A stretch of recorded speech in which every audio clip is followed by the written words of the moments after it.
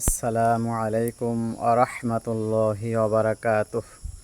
দূরের এবং কাছের দেশের ও প্রবাসের সকলকে আমার আন্তরিক অভিনন্দন। আমি আপনাদের সম্মুখে একখানা হাদিস পরিবেশন করব। আন ইমরান ইবনে হুসাইন রাদিয়াল্লাহু তাআলা আনহু ক্বালা কুন্না ফিল জাহিলিয়াতি নাকুলু আনআমাল্লাহু বিকা আইনাও ওয়া আনঈম সাবাহান ফালাম্মা কানাল ইসলামু নুহিনা আন যালিকা রাওয়াহু আবু দাউদ।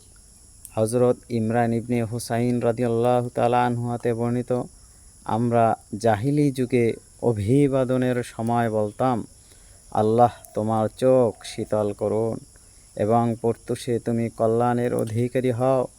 অনন্তর যখন ইসলামের আগমন হলো তখন আমাদেরকে এরূপ বলা থেকে নিষেধ করা হলো। ইমাম আবু দাউদ রহমতুল্লাহ আনহু হাদিসটি বর্ণনা করেছেন।